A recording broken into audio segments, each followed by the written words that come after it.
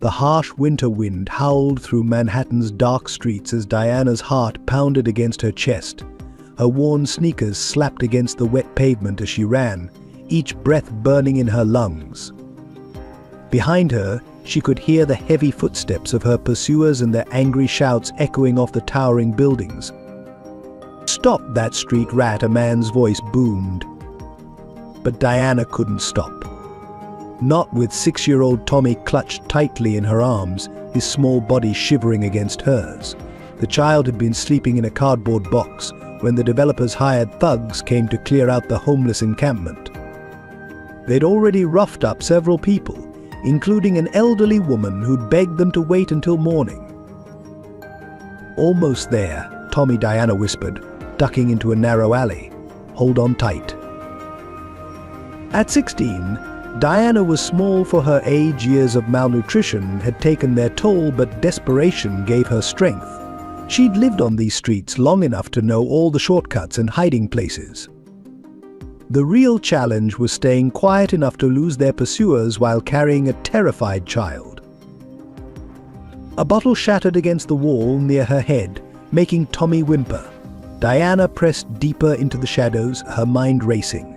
2 blocks to the shelter, 2 blocks to safety, but her legs were burning and the footsteps were getting closer. "Please," Tommy whispered, his tears soaking into her thin jacket. "I'm scared." "Trust me," Diana breathed, thinking of her father Peter and how he'd saved her countless times. Now, it was her turn to protect someone else. Suddenly, headlights illuminated the alley. Diana's heart stopped as a black SUV blocked their escape route. A tall figure stepped out. She recognized him instantly. Nathan Warren, the property developer's son who'd humiliated her family just months ago when they tried to return his father's credit card. Time seemed to freeze as their eyes met across the rain-slicked alley. In that moment, Diana saw something shift in Nathan's expression: recognition, then shock, then something else she couldn't quite read. Behind her, the footsteps grew louder. Diana clutched Tommy tighter, ready to fight if she had to. She'd learned long ago that sometimes compassion came with a price, but she'd gladly pay it to protect an innocent child just as someone had once protected her.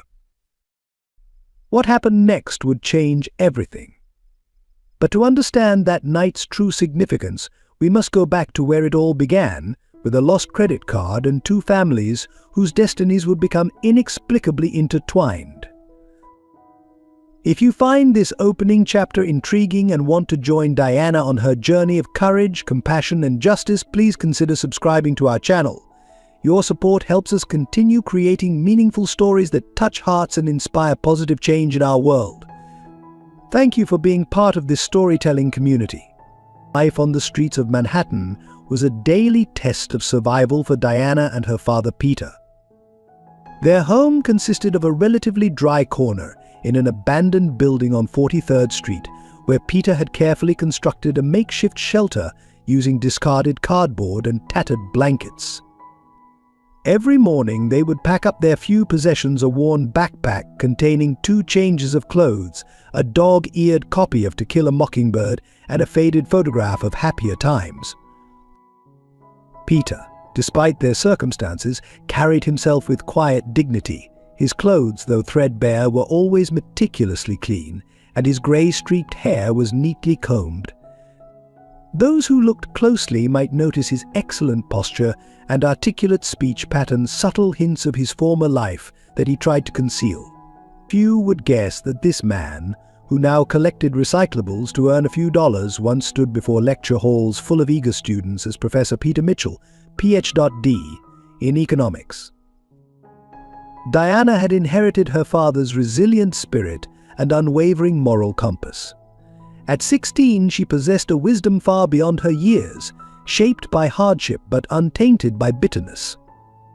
Her dark hair was often tied back in a practical braid, and her clothes, though second-hand, were carefully maintained. She spent her mornings helping younger homeless children learn to read in a makeshift classroom. She'd created in the local park, using discarded magazines and newspapers as textbooks.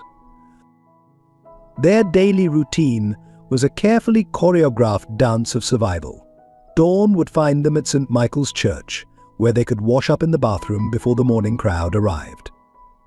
By 7 a.m., they would be at the public library, where Diana would study independently, her father having taught her everything from algebra to literature during their years on the streets.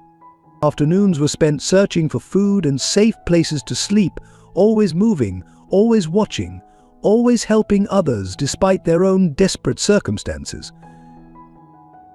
The bond between father and daughter went beyond mere survival. Each evening, no matter how difficult the day had been, they would share what they called their gratitude ritual. Sitting together in their makeshift shelter, they would each name 3 things they were thankful for. Peter never failed to mention his daughter's strength and kindness, while Diana often spoke of her father's unwavering love and guidance. Yet there were moments when the weight of their situation became almost unbearable. On cold nights, Peter would give Diana his only blanket, pretending he wasn't cold.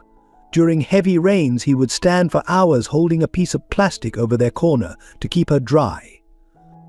When food was scarce, he would claim he'd already eaten, ensuring Diana had enough. These sacrifices did not go unnoticed by Diana, who saw how her father's face had grown gaunt and his hands had become rough from manual labor. Their relationship was built on an unshakable foundation of trust and honesty. Peter had taught Diana that integrity was their most valuable possession, something that couldn't be stolen or lost. We might not have a roof over our heads, he would often say, but we have our dignity, our principles, and each other. This philosophy would soon be tested in ways they never expected, when a simple act of honesty would collide with the privileged world of the Warren family, setting in motion events that would challenge everything they believed in.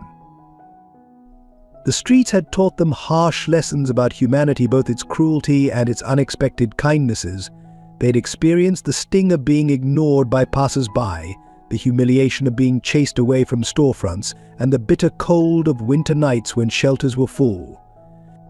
But they'd also known the generosity of other homeless individuals who shared their meager resources, the compassion of certain local shopkeepers who would slip them day-old bread, and the unwavering support they offered each other. The Warren name cast a long shadow across Manhattan's skyline, each gleaming tower a testament to their influence and power. From his penthouse office on the 87th floor of Warren Plaza, Aaron Warren surveyed his empire with the calculating gaze of a man accustomed to seeing the world as assets and opportunities. At 60, his steel-gray hair and expertly tailored suits projected an image of success that masked a ruthlessness known only to those who had dared to stand in his way. Warren Industries had grown from a modest real estate firm into a corporate behemoth under Aaron's leadership, but the cost of that success was written in invisible ink across countless lives. His latest project, the Manhattan Renaissance Initiative, was marketed as urban renewal, but essentially meant displacing hundreds of low-income families and homeless individuals. To Aaron, they were merely obstacles to progress, numbers on a spreadsheet that needed to be cleared. His son Nathan, at 28, was being groomed to inherit this empire. Educated at prestigious private schools and groomed in the family's tradition of privilege, Nathan moved through life with the easy confidence of someone who had never known want. His carefully curated Instagram feed showcased a life of yacht parties, private jet travel, and charity galas where he donated more money in a single evening than most people earned in a year. Yet beneath the polished exterior lurked a growing emptiness he couldn't quite name. The Warren household operated with mechanical precision. Their Fifth Avenue mansion was staffed by a small army of servants who knew better than to speak unless spoken to. Meals were served at exactly the same time each day, with Aaron using these occasions to drill his business philosophy into his son. Sentiment is the enemy of success, he would say, cutting into his perfectly cooked steak. The moment you start seeing people instead of opportunities, you've lost your edge. But Aaron harbored a secret that gnawed at him during sleepless nights, a truth about his own past that threatened to unravel everything he'd built. The photograph he kept locked in his desk drawer Showing two identical baby boys in an orphanage was his only connection to a history he'd spent decades trying to forget. One of those babies had been adopted by the wealthy Warren family, the other had disappeared into the foster care system. The guilt of this long-buried truth drove him to build higher towers, accumulate more wealth, as if success could somehow justify the path he'd chosen. Nathan, meanwhile, struggled with his own demons. His mother had died when he was young, and Aaron had responded by burying himself in work, leaving Nathan to be raised by a succession of nannies and boarding schools. He learned early that showing emotion was a sign of weakness, that compassion was a luxury they couldn't afford. His relationships were superficial, his friendships based on social status rather than genuine connection. The Warren Empire was built on carefully maintained appearances. Their charitable foundation made headlines with massive donations, while their corporate practices quietly destroyed communities. They hosted fundraisers for homeless shelters while their development projects created more homeless people. This cognitive dissonance was the air Nathan breathed, the water he swam in, until he no longer noticed the contradiction. Yet lately something had begun to shift in Nathan. Small cracks appeared in his carefully constructed worldview. He found himself noticing the homeless people his car drove past each morning, wondering about their stories.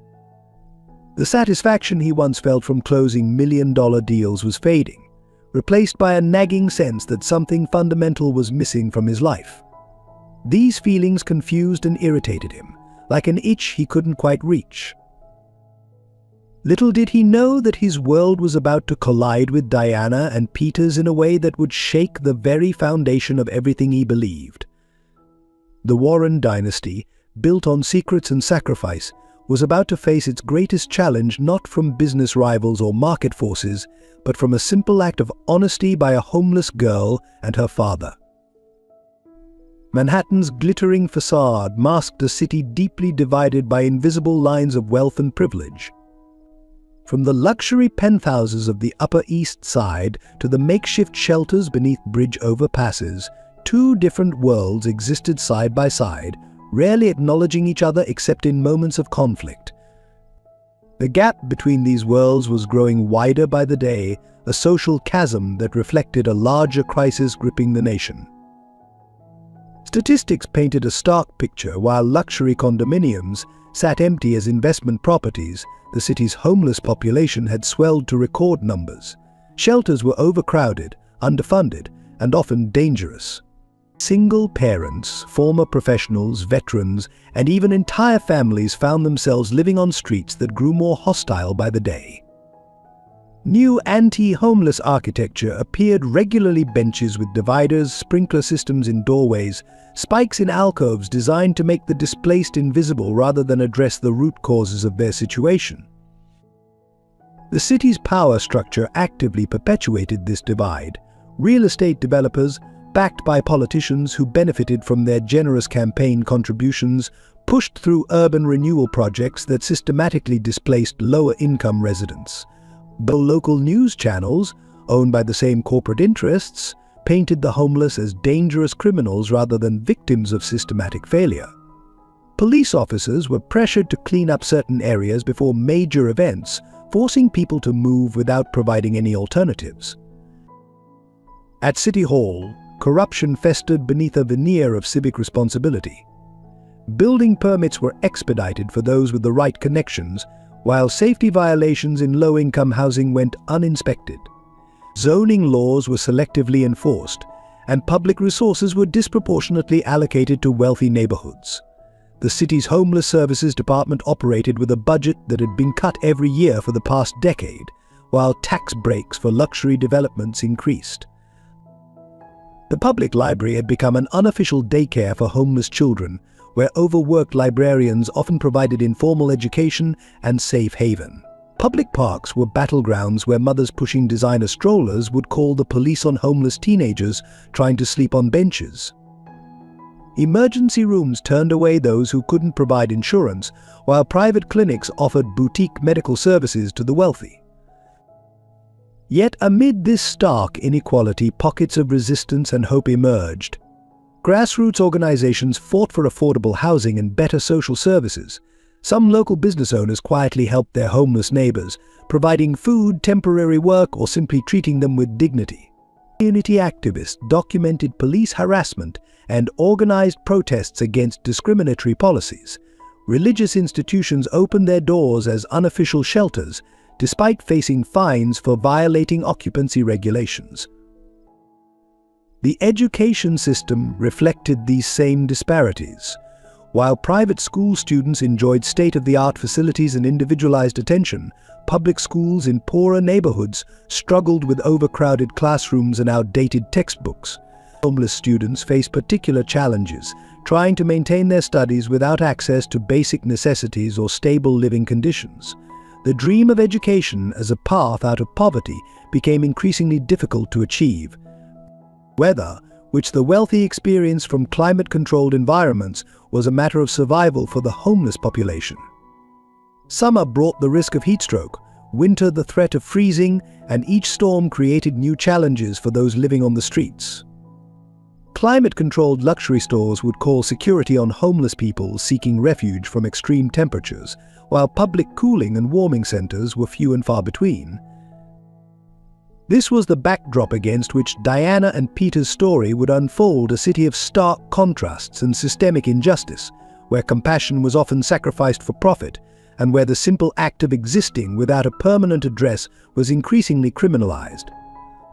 Yet it was also a city where small acts of kindness could ripple outward, where individual choices could challenge the status quo, and where the human spirit could triumph over seemingly insurmountable odds. The coming intersection of the Warren family's world of privilege with Diana and Peter's daily struggle for survival would expose these contradictions in ways that no one could have predicted. The morning had started like any other for Diana, weaving through the early crowds of Manhattan's financial district. The crisp autumn air carried the scent of coffee from nearby cafes and the faint mustiness of fallen leaves. She was searching for recyclables in the pre-dawn hours, when the streets were relatively empty and the likelihood of harassment was lower. Her father Peter was checking dumpsters behind restaurants a few blocks away. They'd learned long ago to split up during these morning searches to cover more ground. The rising sun had just begun to paint the glass and steel towers in shades of gold when something caught Diana's eye. At first it looked like just another piece of plastic litter, but as she bent to pick it up, her heart nearly stopped. There, lying face up on the rain-dampened sidewalk, was a black credit card that seemed to absorb what little light touched it. The name Aaron Warren was embossed in gleaming letters across its surface. Even among the homeless community, the Warren name carried weight. Aaron Warren owned half the buildings in this part of town, including several that had once provided affordable housing before being converted into luxury condominiums. Diana had heard stories about his unlimited credit line, how he could buy entire buildings with a single swipe of his card. The piece of plastic in her hands probably had more spending power than she'd seen in several lifetimes. For a moment, time seemed to stop. Diana's empty stomach cramped with hunger. She and her father hadn't eaten since sharing a half sandwich the previous afternoon. Images flashed through her mind: a hot meal, new shoes to replace her worn-out ones, maybe even a night in a real bed. The temptation was almost physical, like a weight pressing down on her chest. But then she heard her father's voice in her head, clear as if he were standing beside her. "Our integrity is all we truly own." It was something he'd told her countless times over the years, especially during their hardest moments. She remembered the night they'd found $5 on the street and had walked 3 miles in the rain to turn it in at the nearest police station. The desk sergeant had laughed at them, but Peter had stood tall, teaching Diana through his actions that dignity wasn't measured by other people's reactions. With trembling fingers, Diana slipped the credit card into the pocket of her worn jacket. The weight of it seemed disproportionate to its size, as if it carried not just monetary value but moral significance as well. She knew what she had to do, even though the path wouldn't be easy. Finding her father took longer than usual that morning. When she finally located him, he was helping an elderly homeless woman named Ruth sort through her possessions after they'd been scattered by some teenagers. It was so typical of him, even in their own desperate situation, he always found ways to help others. "Dad," Diana called out, her voice quavering with a mix of excitement and anxiety. Peter looked up, immediately alert to the unusual tone in his daughter's voice. He excused himself from Ruth and walked over, his brow furrowed with concern. Diana pulled him into a quiet doorway away from curious eyes. With careful movements, she withdrew the credit card from her pocket. Peter's eyes widened as he read the name, understanding immediately the magnitude of what his daughter had found. "It was just lying there on the sidewalk," Diana explained quickly, reading the unspoken question in her father's eyes. "I didn't. I thought about it, but I knew we had to return it." Peter's face softened with pride, and he pulled his daughter into a tight embrace. Diana could feel him trembling slightly, and she realized he was fighting back tears. This wasn't just about a credit card, it was about everything they'd endured together, every lesson about right and wrong, every sacrifice they'd made to maintain their dignity in a world that often seemed designed to strip it away. "You've done the right thing," Peter said softly, his voice rough with emotion. "Now we just have to figure out how to return it." They both knew this wouldn't be simple. People like them couldn't just walk into the Warren building and ask to see one of the most powerful men in New York. But as they stood there in the growing morning light, father and daughter drew strength from each other's presence. Whatever challenges lay ahead, they would face them together, secure in the knowledge that their moral compass pointed true. The Golden Crown Hotel stood like a glittering fortress in the heart of Manhattan, its marble facade and gleaming revolving doors a world away from Diana and Peter's daily existence. They had spent hours researching, learning that Aaron Warren would be hosting a charity gala there that evening, an event ironically focused on urban development and community improvement. After washing up as best they could in a public bathroom and straightening their worn but clean clothes, they approached the hotel's entrance. The doorman's expression shifted from professional courtesy to barely concealed disdain as they drew closer. Peter squared his shoulders, summoning the dignity that had once commanded respect in university lecture halls. "Excuse me," he began politely, "we need to speak with Mr. Aaron Warren. We have something that belongs to him." The doorman's laugh was sharp and dismissive. "Mr. Warren doesn't speak with ... people like you. There's a service entrance around back if you're looking for work." Before Peter could respond, a commotion near the entrance drew their attention. Nathan Warren was stepping out of a sleek black Mercedes, surrounded by an entourage of assistants and security personnel. Diana recognized him from news photographs, the golden boy of Manhattan's elite, known as much for his partying as his business acumen. "Mr. Warren," Peter called out, taking a step forward. Immediately, 2 security guards moved to block his path. "Please, we found your father's credit card. We just want to return it." Nathan turned, his expression a mixture of annoyance and amusement.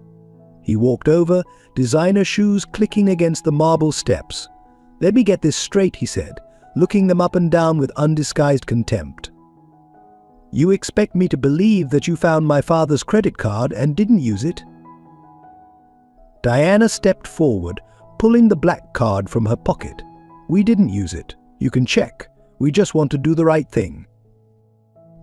A small crowd had gathered, attracted by the confrontation. Nathan took the card, examining it with exaggerated skepticism. "Right," he drawled. "And I suppose you want a reward. Is that what this is about?" "No," Peter said firmly. "We don't want anything. The card belongs to your father and we're returning it. That's all." Nathan's laugh was cold. "Security, escort these people off the property. And make sure they don't come back." He turned to the gathering crowd of well-dressed onlookers. "Can you believe this? They probably tried to use it, got declined, and now they're trying to play Good Samaritan." The security guards moved forward, roughly grabbing Peter's arm. Diana tried to intervene, but was pushed back. "Don't touch my father," she cried out, her voice echoing off the hotel's marble walls. "Your father," Nathan sneered. "Is that what you call your partner in crime? Check their IDs," he ordered the guards. "We should report them for attempted credit card theft." Peter stood tall, despite the guard's grip on his arm. "We have done nothing wrong. Check the card's history. We found it this morning and brought it straight here." "Get them out of here," Nathan commanded, already turning away. "And make sure they understand what happens to people who try to scam the Warren family." As they were being led away, Diana caught sight of an older man watching from an upper window, Aaron Warren himself, though she didn't know it at the time. His expression was unreadable, but he continued watching until they disappeared from view. On the sidewalk outside, Peter wrapped a protective arm around Diana's trembling shoulders. The humiliation burned, but something else hurt even more: the casual cruelty with which they'd been dismissed, the assumption of guilt based solely on their appearance. "I'm sorry, Dad," Diana whispered, fighting back tears. "Maybe we should have just turned it in at a bank or something." Peter kissed the top of her head gently. "No, sweetheart, we did the right thing. Their reaction speaks to their character, not ours." Unknown to them, their actions that day had set in motion a chain of events that would shake the Warren empire to its core. For watching from the shadows was a journalist who had witnessed everything, including Nathan's arrogant dismissal of their honest act. And upstairs, Aaron Warren was already making a phone call that would change his son's life forever. "He needs to learn," Aaron said into the phone, his voice hard with disappointment, "and I know exactly how to teach him." 24 hours on the streets. No money, no phone, no credit cards. Just the clothes on your back. Aaron Warren's voice rang through his private office as Nathan stared at him in disbelief. The setting sun cast long shadows across the expensive furniture, a stark contrast to the storm brewing inside. "You can't be serious," Nathan protested, his perfectly tailored suit suddenly feeling too tight. "I have meetings tomorrow, appointments, responsibilities." "All of which can wait," Aaron cut in sharply. He stood by the floor-to-ceiling window, silhouetted against the Manhattan skyline he'd helped shape. "What I witnessed today was a disgrace. That girl and her father showed more integrity returning my credit card than you've shown in your entire privileged life." Nathan's face flushed with anger and embarrassment. They were obviously trying to scam us. Enough. Aaron's fist came down hard on his mahogany desk. "I've checked the card's history. Not a single attempted transaction. They found it this morning and brought it straight to us, despite being hungry and homeless. And you—" He paused, his disappointment palpable. "You humiliated them for their honesty." With methodical movements, Aaron held out his hand. "Your phone, wallet, and keys. Now." "Dad, please." "Now, Nathan. And one more thing, during these 24 hours I want you to find them. Find that girl and her father. Listen to their story, really listen. Maybe then you'll understand what real character looks like." Reluctantly, Nathan surrendered his possessions. As security escorted him out of the building, the reality of his situation began to sink in. The streets looked different already, more threatening, less familiar. The evening crowds pushed past him, no longer parting respectfully as they usually did. His first hour was spent in denial, convinced he could charm his way into a hotel room or find some other way around his father's punishment. But his famous name meant nothing without the wealth to back it up. Door after door closed in his face, each rejection a stinging reminder of how he'd treated Diana and Peter. By midnight, hunger had become a constant companion. He found himself staring longingly through restaurant windows, understanding for the first time what it meant to be on the outside looking in. The temperature dropped sharply, and his designer suit offered little protection against the cold. In a dark irony, he ended up in the same park where many homeless people he'd previously ignored sought shelter. There he met Marcus, a veteran who'd lost everything after returning from war with PTSD. Marcus shared his blanket and taught Nathan the harsh realities of street survival, which doorways were safe to sleep in, which cops to avoid, where to find food when desperate. "First night's always the hardest," Marcus said kindly, offering Nathan half a sandwich someone had given him. "But it's not the cold or hunger that gets to you most, it's the way people look right through you, like you're invisible." Nathan thought of all the times he'd done exactly that, walking past homeless people as if they didn't exist. The sandwich, which he would have dismissed as beneath him 24 hours ago, now tasted better than any 5-star meal he'd ever had. Through the long night he met others: Sarah, a former teacher who'd lost everything paying for her husband's cancer treatments; young Mike, kicked out for being gay; elderly Rose, evicted after her building was converted to luxury condos by a development company much like his father's. Each story chipped away at his preconceptions, each conversation revealing the complex humanity he'd previously refused to see. He learned about the informal support networks among the homeless community, how they looked out for each other despite having nothing themselves. Dawn found Nathan huddled in a doorway, exhausted and humbled. His perfectly styled hair was disheveled, his expensive suit stained and wrinkled. But the real transformation was happening inside. For the first time in his life, he understood what it meant to be truly vulnerable, to be judged not by his wealth or status, but by his character alone.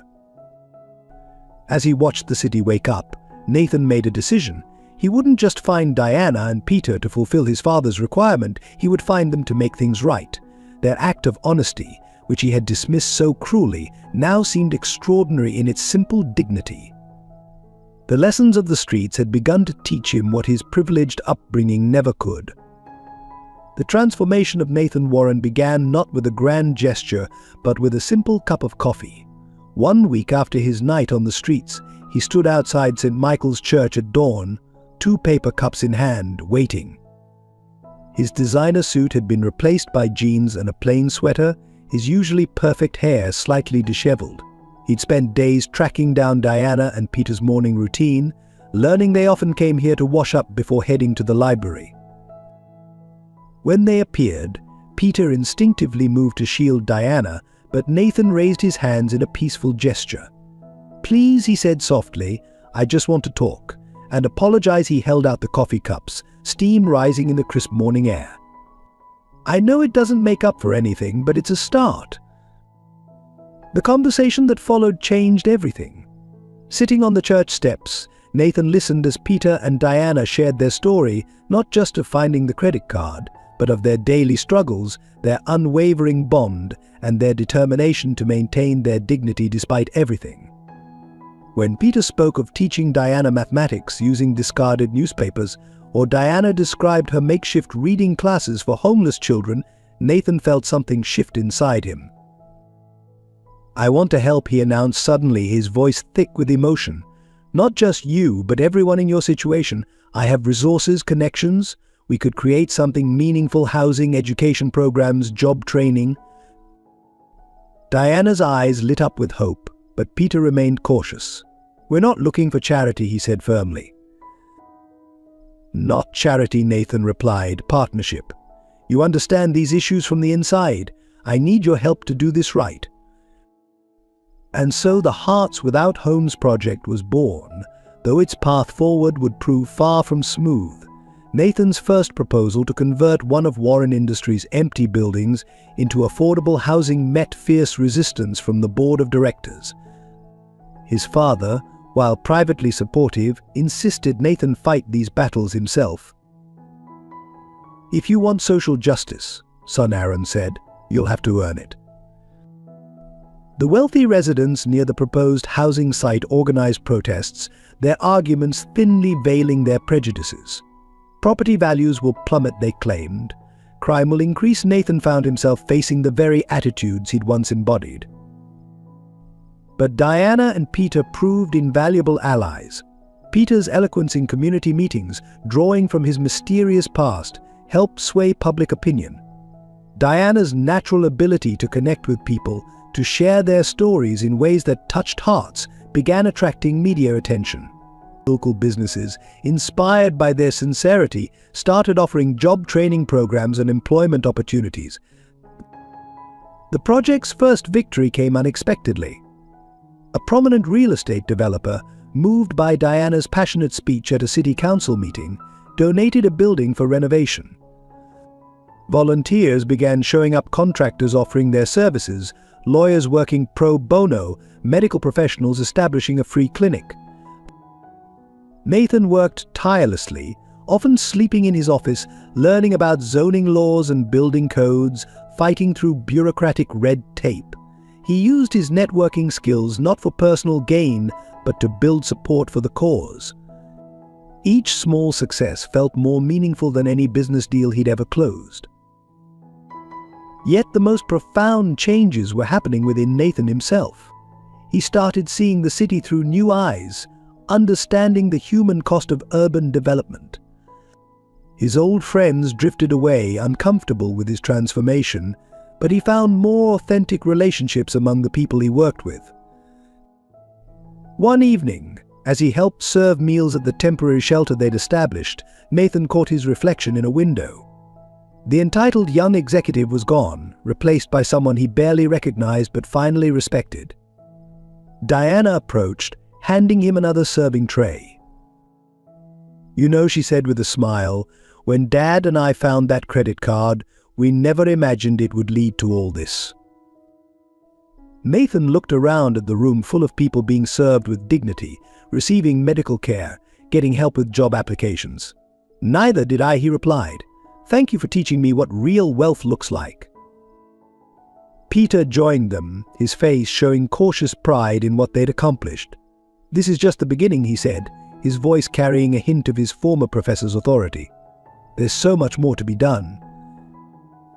Nathan nodded, understanding that his redemption journey was far from complete, but with every life touched by the project, every small victory against systemic injustice, he felt closer to becoming the person he was meant to be.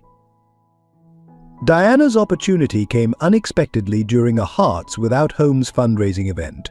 She was helping to coordinate volunteers when Dr. Sarah Mitchell, Dean of Admissions at Columbia University, overheard her explaining complex social issues to a group of donors.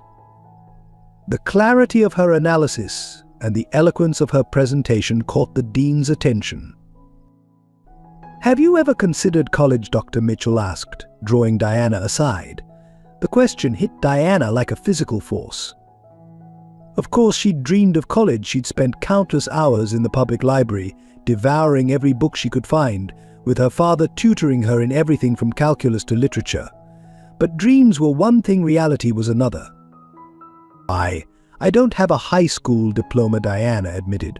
"Or transcripts," or she gestured vaguely at her second-hand clothes, the unspoken barriers hanging heavy in the air between them. Dr. Mitchell wasn't deterred. "We have a special admission program for exceptional cases. Would you be willing to take a series of placement tests?" The tests were arranged for the following week. Diana prepared in the library, Peter staying late into the night to help her study. When the day arrived, she sat in a sterile examination room, her worn pencil moving across papers that could change her future. Hours later, Dr. Mitchell's face told the story. Before she spoke, Diana hadn't just passed, she'd excelled. But the announcement of her acceptance sparked immediate controversy. An anonymous letter to the university newspaper questioned the fairness of admitting a homeless student over more qualified candidates. Social media erupted with debates about merit versus privilege. Some suggested her scores couldn't be legitimate, others claimed it was merely a publicity stunt. Diana's first day on campus was a study in contrasts. She arrived early, having walked 3 miles because she couldn't afford the subway fare. Her second-hand clothes and worn backpack marked her as different among students carrying designer bags and wearing expensive brands. In her first class, a group of students moved their chairs away when she sat nearby. The whispers followed her everywhere. "Did you hear?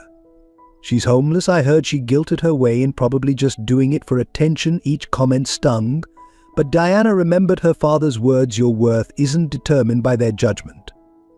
Things came to a head during a class discussion about economic inequality.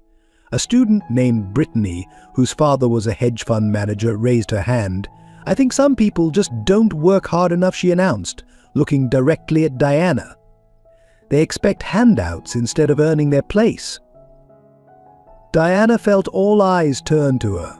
Her heart pounded, but her voice was steady when she responded. "Would you like to know what not working hard enough looks like?" she asked. "It's studying by streetlight because you can't afford electricity.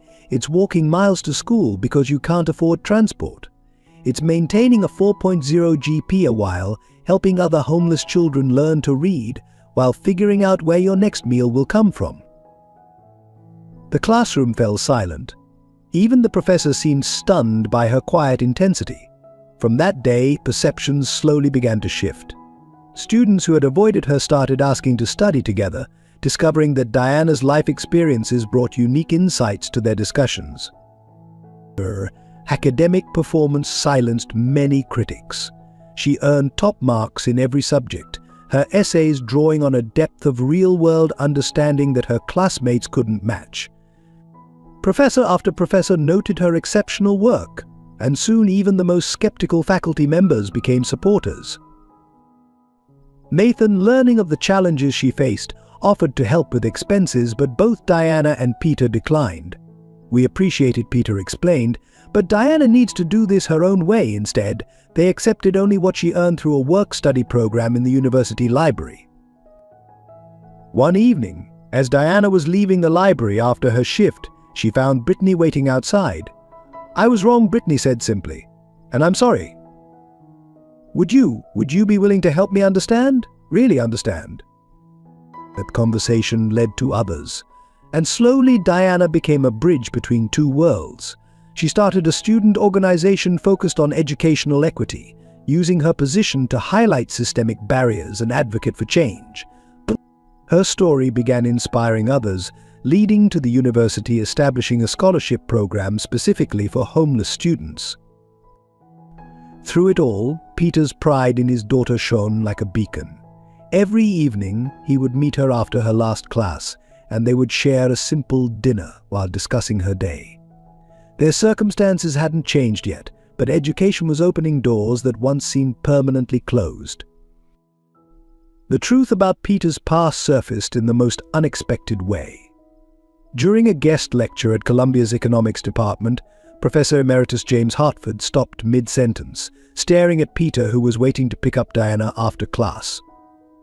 The color drained from the elderly professor's face, as if he'd seen a ghost. "Peter Mitchell," he called out, his voice trembling. "My God, it really is you." The buzz of student conversations died instantly. Diana turned to see her father frozen in the doorway, his usual composure cracking slightly. Professor Hartford approached him slowly, decades of history hanging in the air between them. "You were one of our brightest," Hartford said, addressing the stunned classroom. "Youngest tenured professor in the department's history. Your work on economic inequality was groundbreaking, until..." He trailed off, uncertainty crossing his face. The story emerged piece by piece over the following days. 10 years ago, Professor Peter Mitchell had been at the height of his career at Princeton University. His research on predatory corporate practices and their impact on low-income communities had attracted national attention. He was about to publish a damning report that would have exposed several major corporations, including Warren Industries. "Your research threatened powerful interests," Hartford explained during a private meeting with Peter and Diana. "When they couldn't buy your silence, they destroyed your credibility." Diana learned how false accusations of academic fraud had been fabricated, evidence planted, witnesses bribed. Peter had lost everything: his reputation, his career, his home.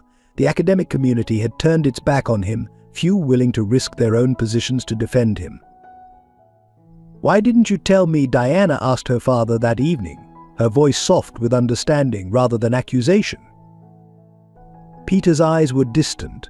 "I wanted you to form your own judgments about the world, not be burdened by my past. And perhaps I was ashamed, not of standing up for the truth, but of failing to protect us from the consequences. The revelation sent shockwaves through the university. Students began digging up Peter's old papers, finding eerily accurate predictions about the growing wealth gap and the housing crisis. Young academics started questioning the circumstances of his dismissal, discovering irregularities in the investigation that had condemned him. Nathan, upon learning the truth, was devastated. "My father's company," he realized aloud, his voice hollow. "We were part of what happened to you." But Peter's response surprised them all.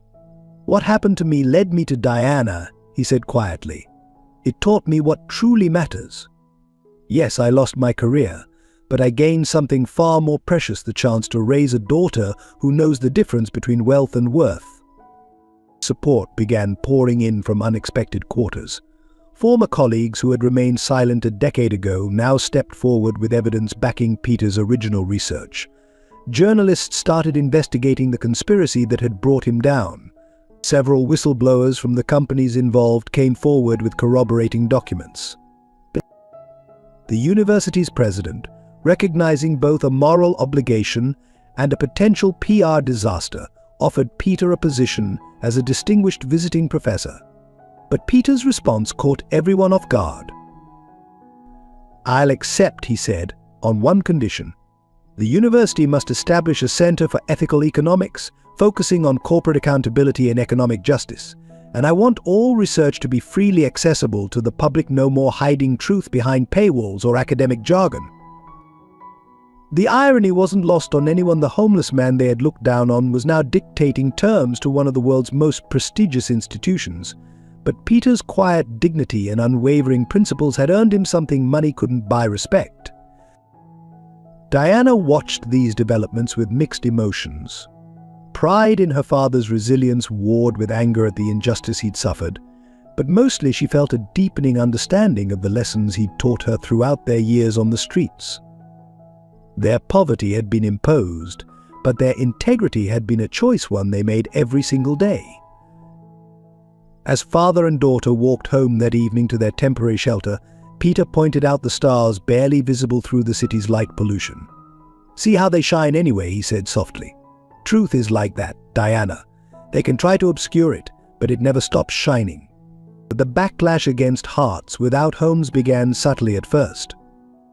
Anonymous complaints filed with city inspectors, mysterious delays in permit approvals, small but persistent obstacles that Nathan recognized as tactics his father's company had often used against competitors. But as the project gained momentum, the opposition became more overt and aggressive.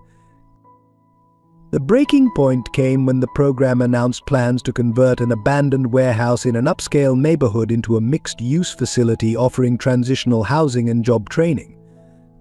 The neighborhood association immediately launched a sophisticated PR campaign, cloaking their prejudices in concerns about neighborhood character and property values.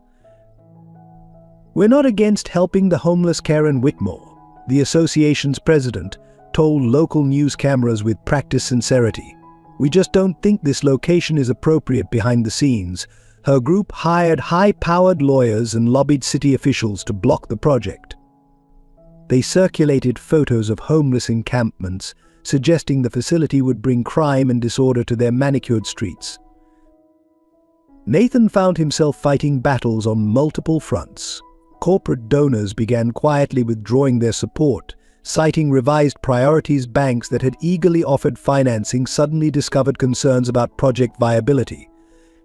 Even some of his father's oldest business associates started distancing themselves, sensing which way the wind was blowing. The media coverage turned increasingly hostile. The New York Standard, owned by one of the city's most powerful real estate developers, ran a series of investigative articles questioning the project's financial management. They dug into Nathan's past, portraying his transformation as a rebellious rich kid's phase, suggesting he was naive at best, fraudulent at worst. Trust fund heirs homeless crusade charity, or vanity project, one headline blared. The article carefully implied that Peter's academic scandal somehow tainted the entire initiative, while questioning Diana's Columbia admission as potential favoritism. It was character assassination dressed as journalism, and it was working. But the real threat emerged from an unexpected direction. A newly formed Citizens for Responsible Development began filing lawsuit after lawsuit against the project. Their legal documents were sophisticated, their strategies precise, suggesting backing from powerful interests. They targeted everything from environmental impact studies to zoning regulations, dragging each proposal into lengthy and expensive legal battles. Diana discovered the truth while researching the group's incorporation papers for a school project. The organization's funding could be traced through a maze of shell companies back to several major real estate developers, including Warren Industries. When she showed Nathan the evidence, his face went pale. My father's playing both sides, he realized. Publicly supporting us while secretly trying to shut us down. The betrayal cut deep, but it also steeled his resolve. The project's supporters fought back. Peter organized community forums where homeless individuals could share their stories directly with neighbors, breaking down stereotypes and building understanding. Diana's student organization at Columbia staged peaceful demonstrations, attracting media attention to the opposition's tactics. Local religious leaders began speaking out in favor of the project, framing it as a moral imperative. But Nathan learned to fight fire with fire. He hired his own PR team, but instead of spinning narratives, they focused on transparency, publishing detailed financial reports, sharing success stories, and inviting public inspection of every aspect of the operation. When the opposition spread fear, they responded with facts. When critics predicted disaster, they showed evidence of similar successful projects in other cities. The warehouse project became a symbol of the larger battle for the soul of the city. Each side recognized it as a test case that would set precedents for future initiatives. The wealthy opponents saw it as a threat to their privileged enclaves, while advocates viewed it as a chance to prove that integrated communities could thrive.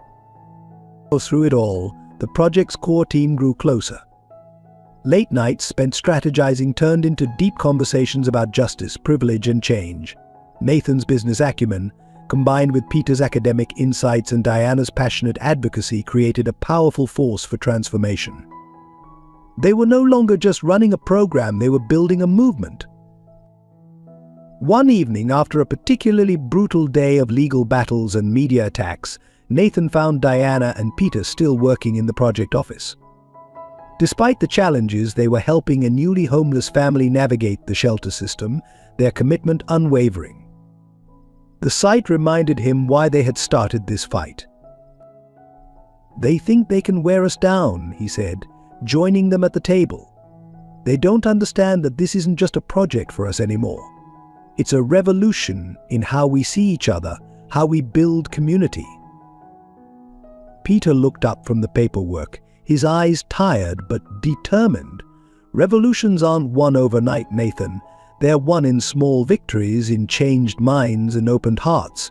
Every person we help is a victory they can't take away." Diana added, "And every obstacle they put in our way just proves." As the battle for hearts without homes intensified, unexpected bonds began forming between the most unlikely people. The growing tension with Aaron Warren cast a shadow over the project, but it also catalyzed deeper connections among those fighting for change.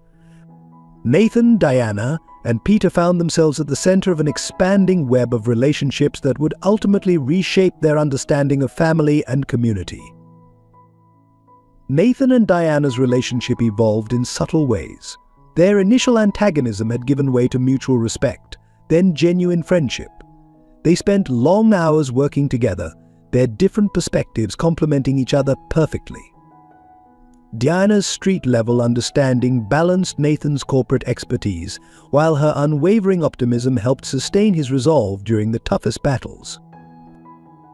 During one late-night strategy session, Diana caught Nathan staring at old family photos on his phone. "Do you miss it?" she asked softly. "The old life?" "Not the life," he replied, after a thoughtful pause. "But sometimes I miss when things were simpler with my father. Before I understood the cost of our wealth, The dynamic between Peter and Aaron Warren grew increasingly complex. Despite being adversaries on paper, they kept finding themselves drawn into long conversations whenever they encountered each other at public events. There was something familiar in their interactions, an inexplicable sense of déjà vu that neither could quite explain. At a city council meeting, Aaron approached Peter during a break. "Your economic theories," he said abruptly, "about corporate responsibility and sustainable development. They were right, weren't they? That's why they had to discredit you." Peter studied him carefully. "You knew about that." "I was part of it," Aaron admitted, his usual confidence faltering. "I just didn't know it was you until recently. Something about you seems familiar."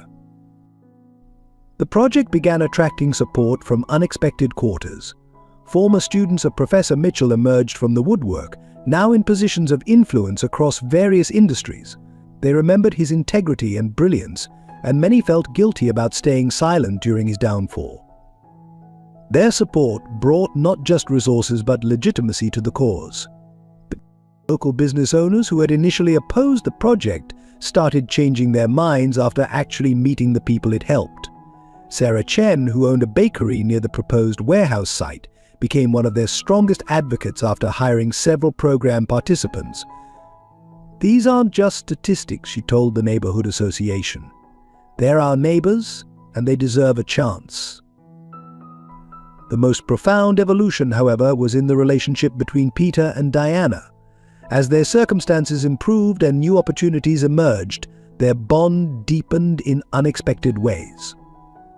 Diana's success at Columbia and her growing confidence didn't distance her from her father, as some might have expected.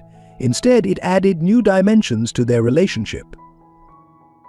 One evening, after a particularly successful fundraising event, Diana found Peter sitting alone in their new small apartment, provided by the project.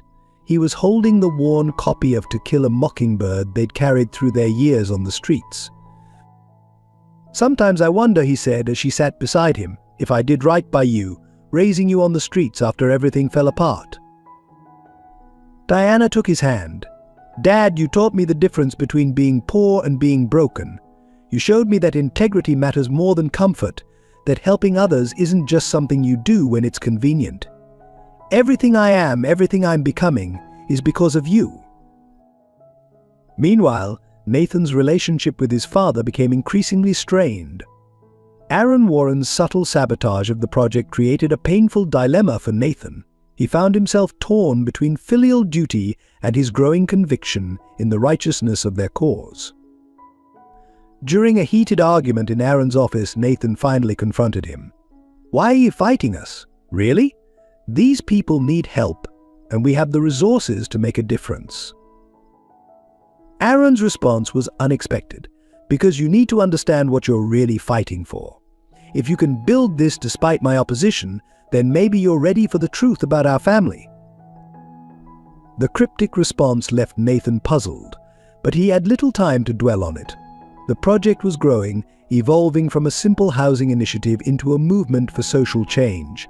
Each relationship formed, each connection made, added another thread to the tapestry of community they were weaving.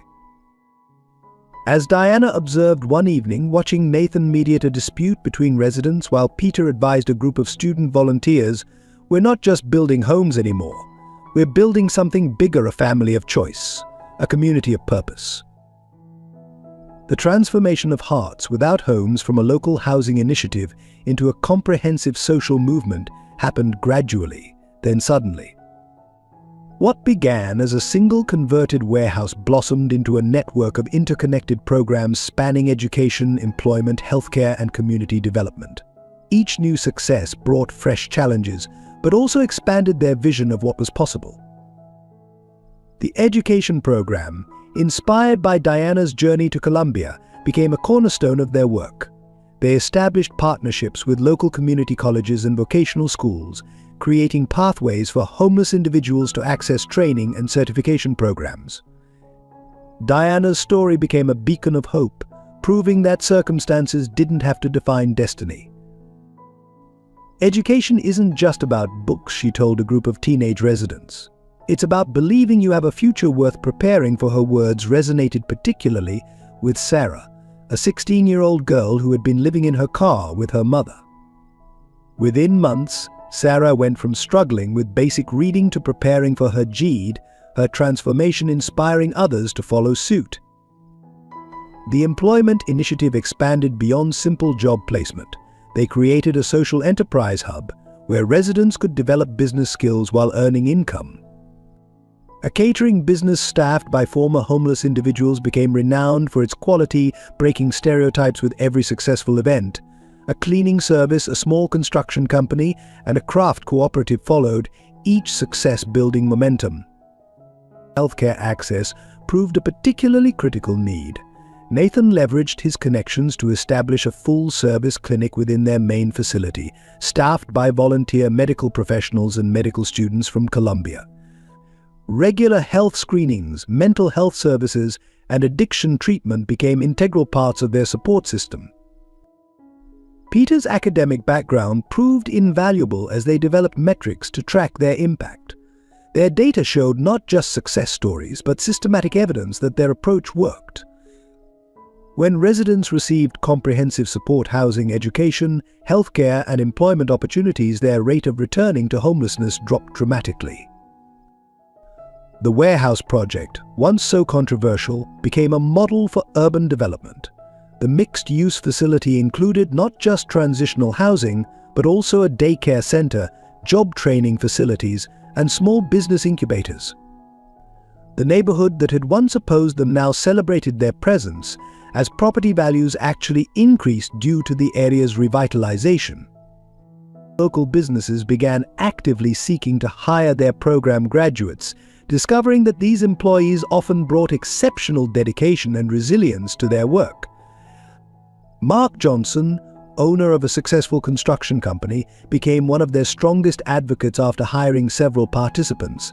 "These are some of the most determined, hard-working people I've ever met," he told the Chamber of Commerce. The project's success attracted attention from other cities. Delegations came to study their model, seeking to replicate their results. Nathan found himself traveling frequently, consulting with other communities looking to launch similar initiatives. Each new location adapted the program to local needs while maintaining the core principles of dignity, opportunity, and community. Their financial model evolved as well.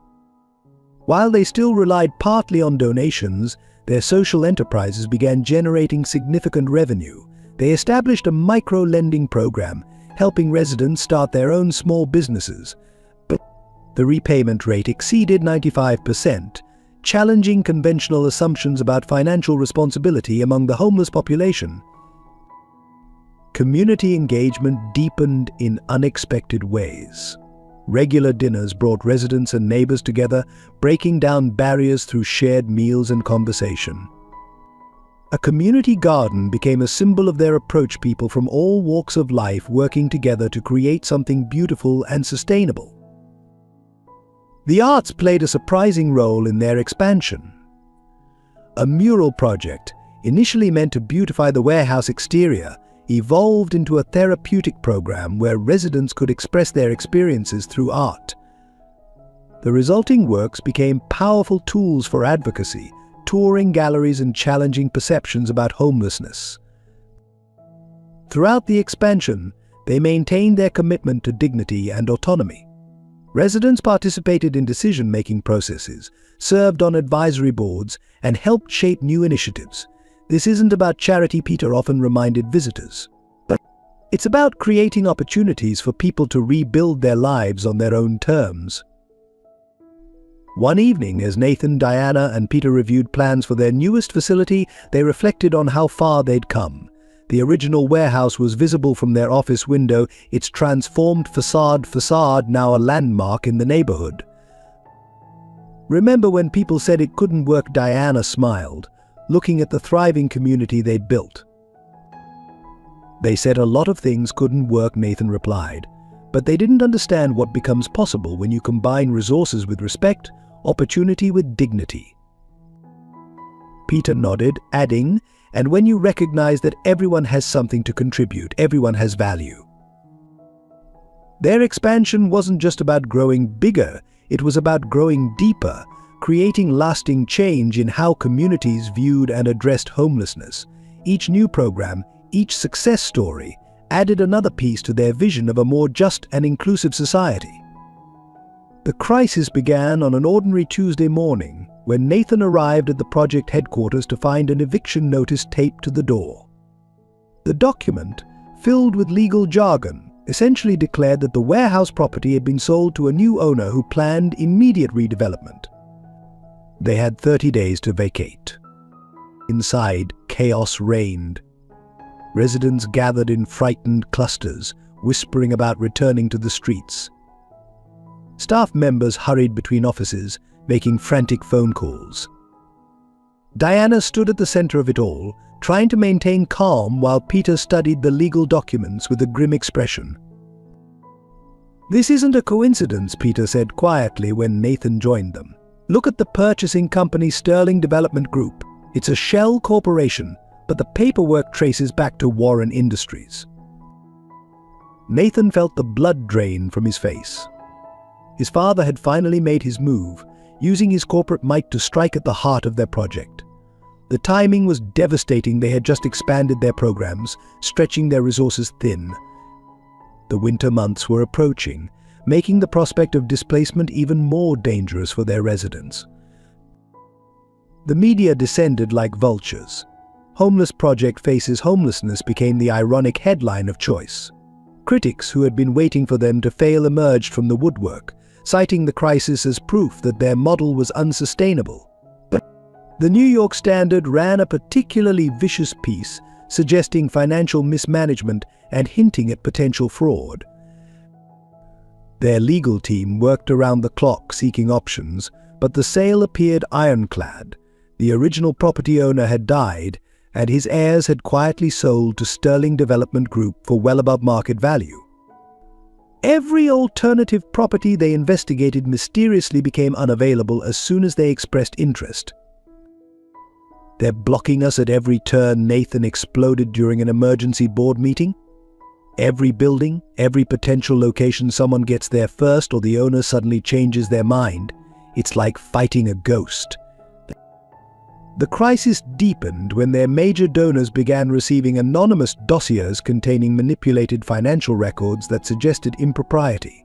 Within days, several foundations suspended their funding pending investigation.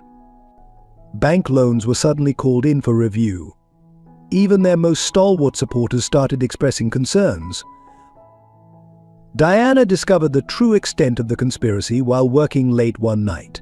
A mistakenly copied email revealed a coordinated campaign orchestrated by a coalition of real estate developers, including Warren Industries. They weren't just trying to evict them, they were attempting to destroy the entire concept of integrated community development that Hearts Without Homes represented. They're afraid, Peter realized, not just of us, but of what we represent. We're proving that another way is possible, and that threatens their entire business model. The pressure began taking its toll. Staff members, worried about job security, started updating their resumes. Some residents, fearing another descent into homelessness, left to seek alternatives.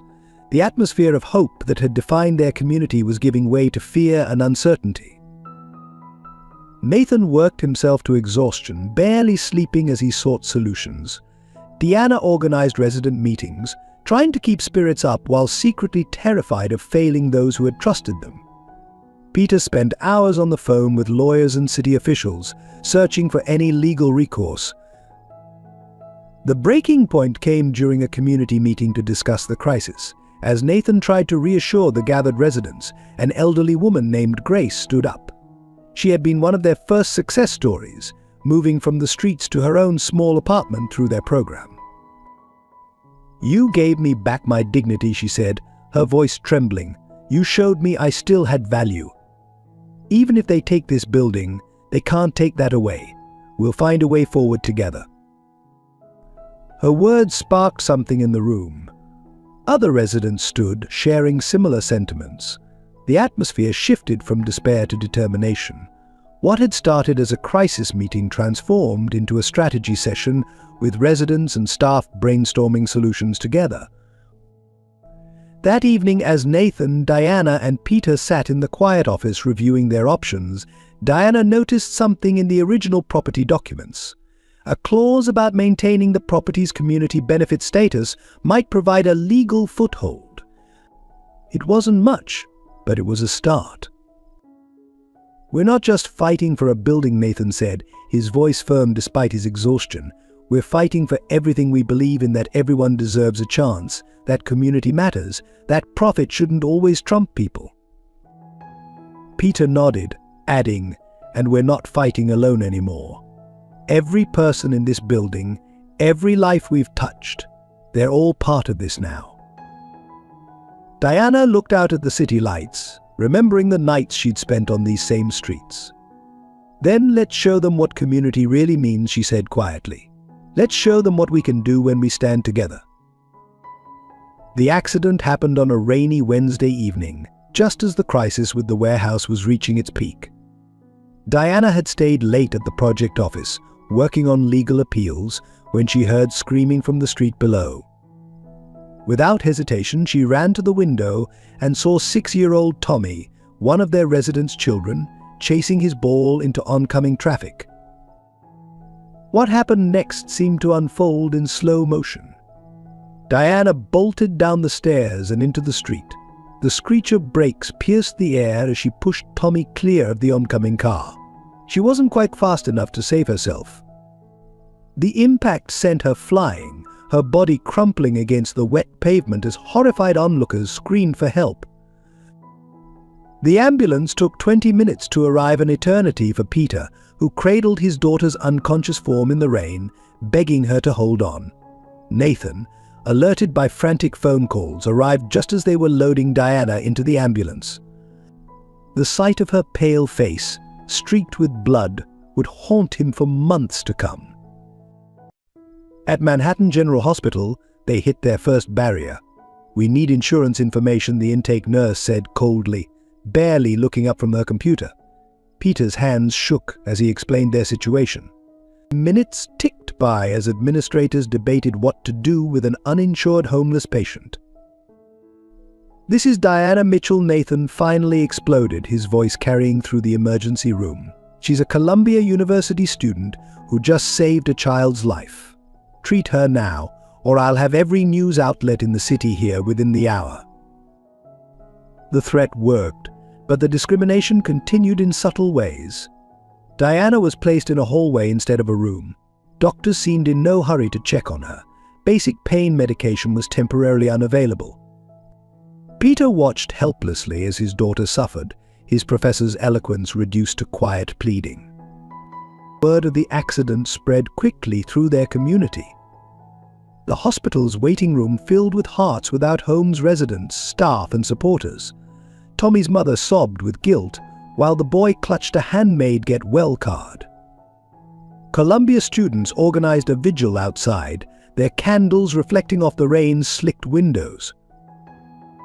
The diagnosis, when it finally came, was devastating: severe internal injuries, a fractured pelvis, and potential spinal damage. The surgery she needed was expensive, and the hospital demanded payment up front. "We're not a charity," the administrator said, his tone suggesting exactly what he thought of their situation. Peter offered to sell his kidney, a suggestion that brought tears to Nathan's eyes. The residents began pooling their meager savings, offering everything they had. Former homeless individuals who had gotten back on their feet through their program started a crowdfunding campaign. The Columbia student body organized an emergency fundraiser. But it was Grace, the elderly resident who had spoken up during the crisis meeting, who changed everything. She went to the media with her story of how Diana had helped her off the streets, taught her to read, and given her back her dignity. Other residents followed, sharing their stories of Diana's impact on their lives. The public response was overwhelming. Local news channels picked up the story, "Homeless Hero Saves Child," denied care. Social media exploded with outrage over the hospital's treatment of Diana. "Justice for Diana" started trending. Suddenly, the same hospital administrators who had been so dismissive were falling over themselves to help. Nathan watched this outpouring of support with a mixture of joy and shame.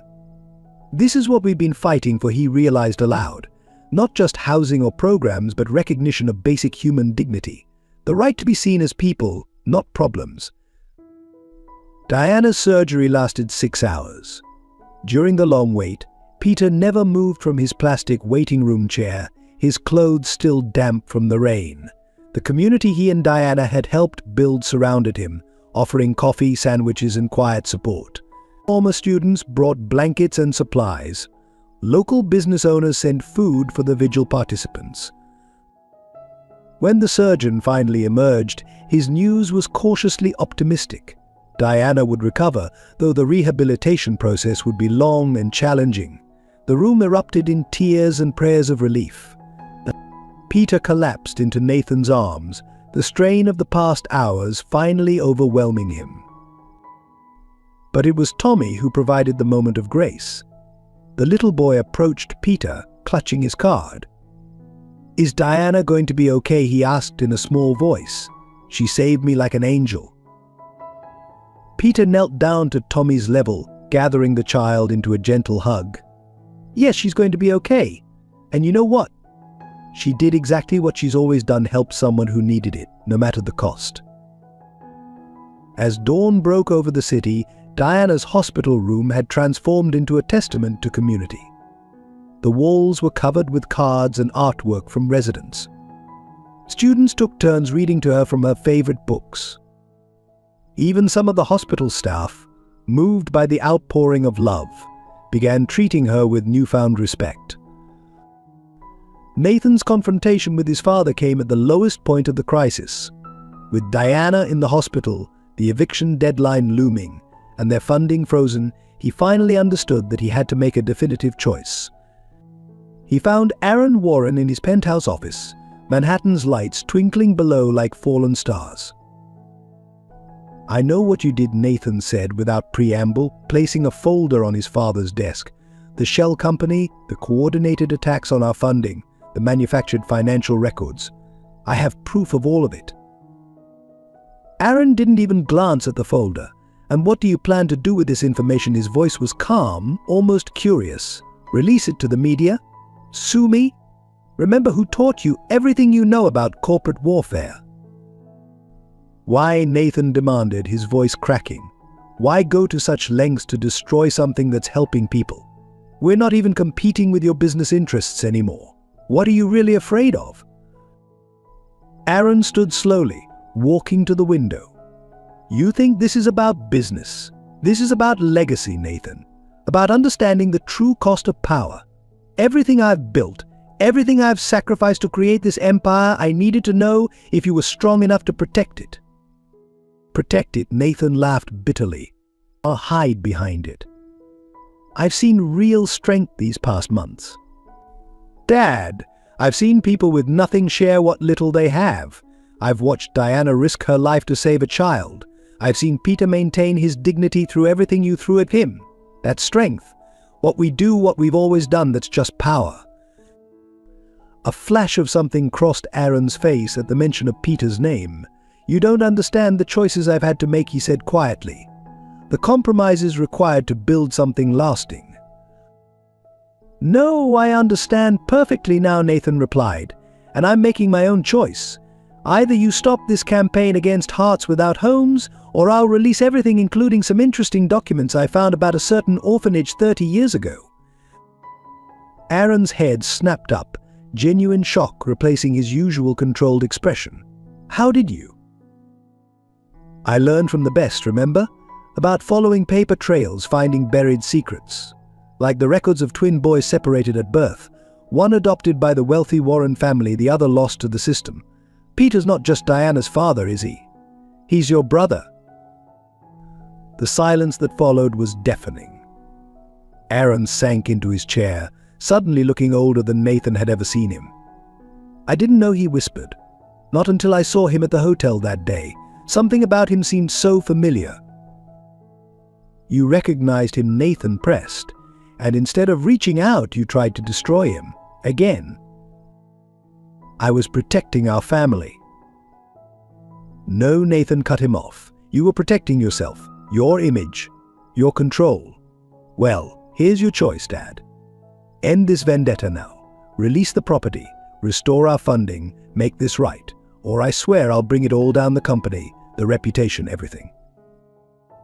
Aaron studied his son with new eyes. You'd sacrifice your inheritance? Your future? I'm not sacrificing anything, Nathan replied firmly. I'm choosing what kind of person I want to be, what kind of legacy I want to build. The question is, what are you choosing? The tension stretched between them, years of unspoken expectations and buried truths rising to the surface. Finally, Aaron reached for his phone. Get me legal, he said quietly, and clear my schedule for tomorrow. It's time to fix some things. As Nathan turned to leave, his father called after him. Nathan, what you said about strength. Perhaps you understand more than I thought. Outside in the cool night air, Nathan felt lighter than he had in months. His phone buzzed with a text from Peter. Diana was awake and asking for him. As he headed toward the hospital, he realized that sometimes the greatest strength lies not in what you're willing to fight for, but in what you're willing to give up. The city stretched around him, a maze of light and shadow, privilege and poverty, all the stark contrasts that had once seemed so natural to him, now revealing themselves as choices that could be unmade, remade, transformed by courage and compassion. The woman appeared at the hospital 3 days after Diana's accident, clutching a newspaper with the story of the homeless hero on its front page. She was elegantly dressed, her silver-streaked dark hair perfectly styled, but her hands trembled as she approached the nurse's station, asking for Diana Mitchell's room. Peter saw her first, emerging from Diana's room to get coffee.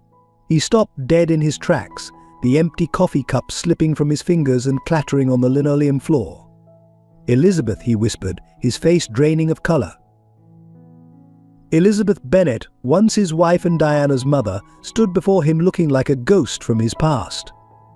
Hello, Peter, she said softly. I've been searching for you both for so long. When I saw the article. Her voice trailed off as she glanced toward Diana's room. The reunion was complicated by Diana's fragile condition. Still recovering from surgery, she wasn't prepared for the emotional shock of meeting the mother she'd believed abandoned her. When Elizabeth entered the room, Diana's heart monitor began beeping rapidly. I never wanted to leave you, Elizabeth began, tears streaming down her face. But I was sick fighting addiction, depression, things I couldn't control. I convinced myself you'd be better off without me. By the time I got clean and came looking for you, you'd both disappeared. The irony wasn't lost on any of them. Elizabeth had spent years searching for her family, while they lived on the streets she'd probably driven past countless times. She was now a successful interior designer, her recovery having led to a complete life transformation. But fate had a cruel twist in store. As Elizabeth reached for Diana's hand, she winced slightly, touching her side. The gesture wasn't lost on Peter, who had seen too many hospital rooms lately not to recognize the signs. How long? He asked quietly. Elizabeth's smile was sad. Stage 4 pancreatic cancer. The doctors give me 6 months, maybe less. Finding you both. It's a gift I didn't dare hope for, but also a chance to make things right, or at least try to. Diana, who had remained silent, finally spoke. All those years on the street, she said, her voice barely above a whisper. Did you ever think about us? Wonder if we were okay? Every single day, Elizabeth replied. I kept a journal for you, writing letters I thought I'd never get to give you. They're all about how proud I am of the woman you become, even though I had no right to that pride.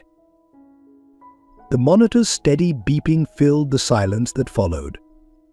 3 people bound by blood and separated by circumstance, trying to navigate a reunion shadowed by impending loss. Peter moved to stand beside Diana's bed, his protective instinct still strong after all these years. Elizabeth pulled out a worn notebook from her designer bag. "I know I have no right to ask for forgiveness," she said. "But maybe you'd be willing to read these, to understand? And perhaps, for whatever time I have left, we could try to know each other." Diana looked at her father, seeking guidance as she had so many times before. Peter's eyes were filled with tears as he nodded slightly. Some wounds, he knew, could only heal through forgiveness, a lesson their years on the street had taught them well. The truth about the Warren family's past exploded into public view during a routine board meeting at Warren Industries. Nathan stood before the assembled directors, his father watching with an unreadable expression as he laid out documented evidence of decades of corporate malfeasance. 10 years ago? Nathan began, his voice steady. "This company orchestrated the destruction of Professor Peter Mitchell's career because his research threatened our profit margins. We didn't just silence him, we systematically erased his life's work, drove him into poverty, and forced him onto the streets with his young daughter." The boardroom erupted in murmurs as Nathan continued, projecting documents onto the screen behind him. But that wasn't the first time Warren Industries sacrificed ethics for profit. 30 years ago, Aaron Warren made another choice, one that would haunt two families for generations. Aaron's face had gone pale as Nathan revealed the orphanage records. Twin boys separated at birth. One adopted into wealth and privilege, the other left to the foster system. My father and Peter Mitchell brothers, torn apart by the very system of inequality that our company has perpetuated. The media frenzy that followed was unprecedented. Warren Empire built on family betrayal screamed the headlines. Journalists dug deeper, uncovering more evidence of corporate misconduct. Former employees came forward with their own stories of ethical breaches and cover-ups. The revelation of Aaron and Peter's relationship captured the public's imagination. It was like a modern-day tale of two cities, identical twins, whose lives had taken radically different paths, their reunion forced by circumstances neither could have predicted. For Nathan, exposing these truths meant sacrificing his inheritance and possibly his relationship with his father. But watching Peter and Aaron face each other across a conference table, seeing the mirror image of their features age differently by privilege and hardship, he knew he'd made the right choice. "I thought I was protecting our legacy," Aaron finally admitted, his voice heavy with regret. "But I was just perpetuating a cycle of harm. The real legacy was right in front of me in the brother I abandoned, in the work you and Diana are doing to help others." The board of directors, facing intense public pressure and shareholder outrage, voted to establish a substantial restitution fund for those harmed by the company's past actions. Peter would be reinstated as a respected economist, his research finally vindicated. But the personal wounds would take longer to heal. Journalists camped outside the hospital where Diana was recovering, hoping to catch glimpses of the newly reunited family members. The story had everything: wealth, poverty, twins separated at birth, corporate intrigue, and redemption. But for those living it, the reality was far more complex than any headline could capture. As the dust began to settle, Nathan found himself caught between two worlds: the corporate empire he'd been raised to inherit, and the community-focused work that had given his life meaning. The choice, in the end, wasn't really a choice at all. The revelations about Warren Industries triggered an unexpected wave of backlash against hearts without homes. Conservative media outlets painted the project as part of a revenge plot against the Warren family. Corporate donors, fearful of being associated with the scandal, began withdrawing support en masse. "It was never about revenge," Diana insisted during a community meeting, her voice still weak from her hospital bed where they'd set up a video link. "We were just trying to help people, but the narrative had already taken hold." Social media exploded with conspiracy theories, suggesting the entire project had been orchestrated to bring down Warren Industries. The residents felt the impact most directly. Local businesses that had previously supported their job training programs suddenly became hesitant. Landlords who had partnered with their housing initiatives started backing out. The warehouse project, despite Aaron's intervention, faced new opposition from city officials worried about political fallout. Peter found himself thrust unwillingly into the spotlight as Aaron Warren's long-lost twin. Every aspect of his past was scrutinized, his years of homelessness now viewed through a lens of family drama rather than systemic inequality. Some questioned whether he had known about his relationship to the Warrens all along, suggesting he had manipulated Nathan as part of a long-term plan. The project staff began receiving threats. Grace, their elderly resident who had spoken out during Diana's hospitalization, had her car vandalized. The children's after-school program had to be temporarily suspended after protesters started gathering outside. The sense of security they had worked so hard to build was crumbling. Nathan watched in horror as the community they'd built began to fracture under the pressure. "They're missing the point entirely," he told a gathering of residents. "This isn't about the Warrens or corporate politics. It's about the basic right to dignity and opportunity." The crisis came to a head when a group of influential real estate developers launched a coordinated campaign to discredit the project. They funded studies suggesting that property values had decreased in areas near Hearts without homes facilities, despite evidence to the contrary. Local politicians, sensing shifting winds, began distancing themselves from the initiative. Even some of their own residents, scared by the uncertainty, began looking for alternatives. The atmosphere of hope and solidarity that had defined their community was giving way to fear and suspicion. The dream of creating a new model for addressing homelessness seemed to be slipping away. But in the darkness, unexpected lights began to shine. Former recipients of their program started speaking out, sharing stories of transformation and renewal. Local religious leaders organized interfaith support rallies. Columbia students launched a social media campaign highlighting the project's positive impact on the community. Tommy, the young boy Diana had saved, became an unlikely symbol of resistance. His mother's emotional speech about Diana's sacrifice went viral, reminding people of the real human stakes behind the political drama. "They say this project is about revenge," she said, tears streaming down her face. "But my son is alive because these people believe in helping others no matter the cost." The truth emerged in fragments, like pieces of a puzzle finally falling into place. On a quiet evening in Diana's hospital room, Aaron Warren shared the full story with his newly discovered family, his voice heavy with decades of suppressed guilt. "Our parents died when we were 2, he began, addressing Peter. The orphanage couldn't find relatives willing to take twins. When the Warrens came looking to adopt, they only wanted one child. I was chosen simply because I was slightly healthier that day. You had a cold." Deanna, propped up in her hospital bed, watched the identical men her father and uncle mirror each other's movements unconsciously. Both ran their hands through their grey-streaked hair, both leaned forward with the same intensity.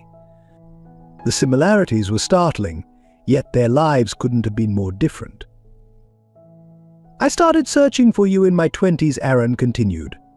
But the records were sealed, and then the orphanage burned down. When I finally got a lead, I discovered you'd become a prominent economist. I convinced myself it was better to leave you alone. You seemed successful, happy. Until your company destroyed my career," Peter said quietly. "Did you know it was me when you authorized that campaign against my research?" Aaron's face crumpled. "No, I never read the names on those reports. I just knew someone was threatening our development projects with statistics about displacement and poverty. When I finally saw you at the hotel that day with Diana, something felt familiar. But I buried the feeling. I'd become very good at burying feelings." Nathan sat silently, watching his father's carefully constructed world crumble. The mighty Aaron Warren, who had taught him that sentiment was weakness, was weeping openly now. "The irony," Peter mused, "is that my research was partly driven by my own experience in the foster system. I wanted to understand the economic forces that tear families apart. I never imagined I was studying my own brother's company." Elizabeth, Diana's mother, who had been listening quietly from her wheelchair, spoke up. So Diana isn't just the daughter of a former economics professor. She's a Warren by blood. All this time, while you were living on the streets, she was heir to one of the largest fortunes in New York. Diana shook her head. "No," she said firmly. "My inheritance isn't money or property. It's the lessons I learned from my father about dignity and integrity. It's the community we built at Hearts Without Homes. That's worth more than any fortune." The room fell silent as her words sank in. Nathan reached for her hand, squeezing it gently. He understood now why he'd felt so drawn to her from the moment she'd tried to return his father's credit card. They were both products of the Warren legacy, but they'd chosen to redefine what that legacy meant. "I want to make this right," Aaron said finally. "Not just with Hearts Without Homes, but with all of it. Peter, your research needs to be republished, your reputation restored. Diana, everything I have is yours too, though I suspect you'll use it differently than I did. And Nathan." He turned to his son with pride in his eyes. "You saw the truth before any of us. You chose a better path." Peter stood and walked to the window, looking out at the city skyline. "You know what I remember most about the orphanage," he said suddenly. "Not the day you left, but the nights before. We had a secret language, a way of tapping messages to each other through the wall between our beds. 3 taps meant I'm here for, meant don't be afraid." Aaron rose slowly and joined his brother at the window. After a moment's hesitation, he tapped his finger against the windowsill 3 times. Without turning, Peter tapped back 4 times. Decades of separation, of privilege and hardship, of choices made and paths not taken, all distilled into this simple childhood code. Diana watched her father and uncle, tears streaming down her face. Nathan held her hand tighter, understanding that this moment was both an ending and a beginning. The truth hadn't just been revealed, it had set them all free. The transformation of Warren Industries began with a press conference unlike any Wall Street had ever seen. Aaron Warren stood before a sea of reporters, flanked by his brother Peter, his son Nathan, and Diana joining via video link from her hospital room. The image of the identical twins won a corporate titan. The other recently homeless captured the nation's attention. Today, Warren Industries announces not just a change in policy, but a complete reimagining of corporate responsibility Aaron began. Our first act is the establishment of the Mitchell-Warren Foundation, with an initial endowment of $5 billion, dedicated to addressing homelessness and economic inequality. The stock market reacted with initial panic, but something unexpected happened. As details of the new initiative emerged, public support began to grow. Consumers, particularly younger generations, started preferentially choosing Warren-affiliated products and services. Other corporations, sensing a shift in public sentiment, began reaching out to partner with the foundation.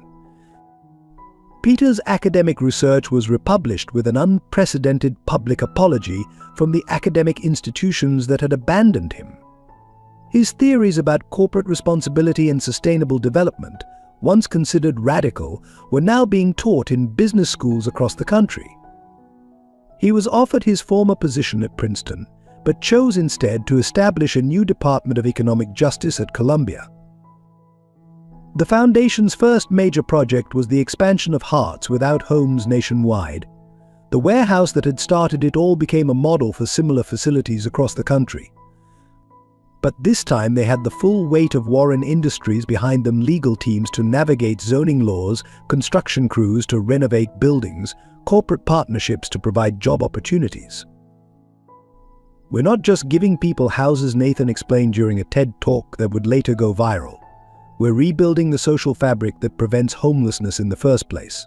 Every facility includes healthcare, education, job training, and most importantly, a sense of community." The corporate culture of Warren Industries underwent its own revolution. Aaron, with Peter's guidance, implemented sweeping changes: a living wage for all employees, affordable housing requirements in all development projects, profit-sharing programs for workers. The company's mission statement was rewritten to prioritize social impact alongside financial returns. Diana, once she was well enough to travel, became the foundation's most effective ambassador. Her story from homelessness to Harvard Law School, where she'd been accepted with a full scholarship, resonated with audiences everywhere. But she never let people forget that her story shouldn't be exceptional. "The only difference between me and thousands of others," she would say, "is that I got lucky enough to have my story heard. Every person on the street has just as much potential, just as much right to opportunity. We just need to listen." The transformation wasn't without its challenges. Some board members resigned in protest. Certain investors pulled out, uncomfortable with the new direction. But for every departure, there seemed to be 2 new allies ready to join their cause. Young entrepreneurs, inspired by the new model, began approaching Warren Industries with innovative ideas for social enterprise. Aaron found himself learning to lead in a completely different way. The ruthless corporate warrior gave way to someone more reflective, more concerned with legacy than quarterly profits. His relationship with Peter deepened as they worked together, each bringing their unique perspectives to the challenge of systemic change.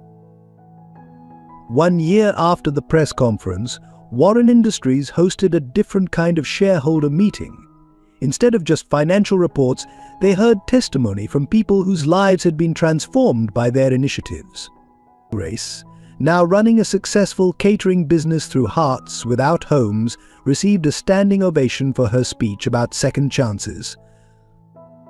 "We're not just changing lives," Aaron concluded that day, looking at his brother, son, and niece with pride. "We're changing what's possible. Proving that profit and purpose aren't opposing forces, they're most powerful when they work together." The business world was watching. What had started as one company's redemption story was evolving into a movement. Other corporations began launching their own social impact initiatives, some in partnership with the Mitchell-Warren Foundation. A new model of capitalism was emerging, one that recognized the true cost of inequality and the value of community. The true measure of their success became visible not in corporate boardrooms but on the streets themselves. 1 year after the Warren family revelations, the original Hearts Without Homes warehouse hosted a community celebration that spilled out onto the surrounding blocks. Streets once known for their emptiness and decay now buzzed with life and purpose. Former residents, now small business owners, had set up stalls showcasing their enterprises. Grace's catering service provided the food, while Tommy's mother, now a certified nursing assistant, helped staff the free health screening booth. The art therapy program had transformed building walls into stunning murals telling stories of transformation and hope. Diana, fully recovered and standing tall beside her father, watched children playing safely in what had once been abandoned lots. "Remember when people said this neighborhood was beyond saving?" she asked Nathan, who stood nearby greeting residents by name. They didn't understand that neighborhoods don't need saving, they need nurturing. Public opinion had shifted dramatically. The same media outlets that had once questioned their motives now highlighted their successes. Local politicians who had distanced themselves during the crisis were eager to be associated with the project. But more importantly, the community itself had become its own strongest advocate.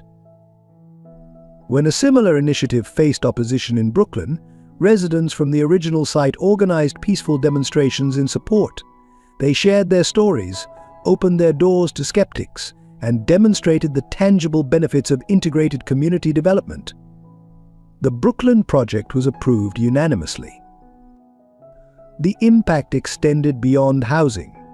Their education programs had achieved remarkable success rates, with former homeless individuals now attending colleges or securing skilled employment. The health clinic had become a model for community-based healthcare, with medical students from Columbia regularly rotating through for training. Perhaps most significantly, the project had changed how people viewed homelessness itself. Through their advocacy and example, they'd shown that homelessness wasn't a personal failure but a systemic issue that required community-wide solutions. The US versus them mentality that had once dominated public discourse was giving way to a more nuanced understanding. During the celebration, Peter and Aaron stood together watching the crowds. The twin brothers, their paths having diverged so dramatically before reconnecting, now worked in perfect synchronization to expand their impact. "We've come full circle," Peter observed, "from being separated by this system to transforming it together." Elizabeth, though weakened by her illness, had become a passionate advocate for addiction recovery programs within the facilities. Her design expertise helped create spaces that promoted healing and dignity. "Every detail matters," she would say. "The color of a wall, the comfort of a chair, these things tell people they have value." Even the most hardened critics found it difficult to argue with their results. Crime rates in the area had dropped significantly. Property values had actually increased, but thanks to careful planning and legal protections, gentrification hadn't displaced existing residents. Instead, the neighborhood had become a model of genuine integration across social and economic lines. Nathan, who had once viewed the world exclusively through a profit lens, now saw success differently: real wealth.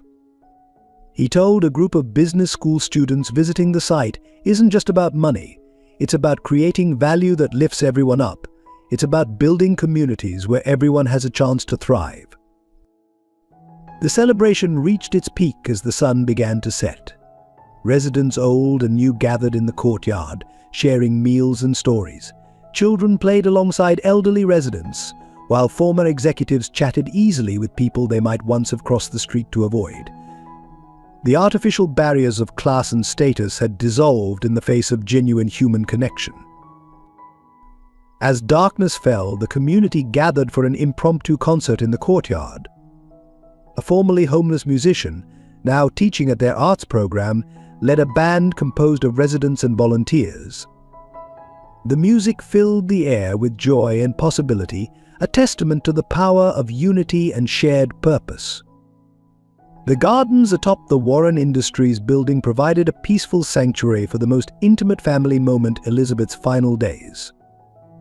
Her hospital bed had been moved there at her request, allowing her to spend her remaining time surrounded by the greenery she had helped design, watching the city she had once fled now transformed by her family's work. Diana rarely left her mother's side, making up for lost years in precious remaining hours. They shared stories, looked through old photos, and began healing wounds that had seemed impossible to mend. Elizabeth's journal became a bridge between them, its pages filled with years of unspoken love and regret. "I was so afraid of failing you," Elizabeth confessed one evening, her voice weak but clear. "I never imagined that running away would be the biggest failure of all. But watching you now, your strength, your compassion, I realize you became extraordinary not because of me, but despite me." Peter spent long hours there too, his initial resistance to Elizabeth's return softening as he witnessed her genuine remorse and their daughter's growing peace. The three of them formed a delicate new kind of family unit, different from what they might have been, but precious in its own way. Aaron visited daily, bringing coffee for Peter and fresh flowers for Elizabeth. The twin brothers, so long separated, found healing in shared responsibility for Elizabeth's care. Their identical hands would sometimes reach for the same cup or adjust the same blanket, drawing tired laughs from Elizabeth about seeing double. Nathan discovered a new side of himself as he watched his cousin navigate this bittersweet reunion. He had grown up without a mother, and seeing Diana forge this 11th-hour connection with hers stirred complex emotions. But it also helped him understand his father better, the pain Aaron had carried from their own family's fractures. The night Elizabeth passed was remarkably peaceful. Diana was reading aloud from her mother's journal. Peter held one hand and Aaron the other. Her last words were a whispered thank you for forgiveness, for family, for the chance to make things right. The funeral brought together the entire Hearts Without Homes community. Grace organized the catering, residents arranged flowers, and the children's choir sang hymns. Elizabeth's design students created beautiful memorial boards showcasing her work on the facilities. She had spent her final months teaching them about creating spaces that heal. In the days that followed, their unusual family grew stronger through shared grief. Peter and Aaron's bond deepened as they helped Diana through her loss. The brothers who had lived such different lives found they now spoke the same language, one of compassion, understanding, and renewed purpose. Diana emerged from mourning with a new project transforming Elizabeth's design principles into a standard part of all hearts without homes facilities. Mom understood that beauty isn't a luxury, she explained to the board. It's a form of respect. Every person deserves to live in spaces that lift their spirits.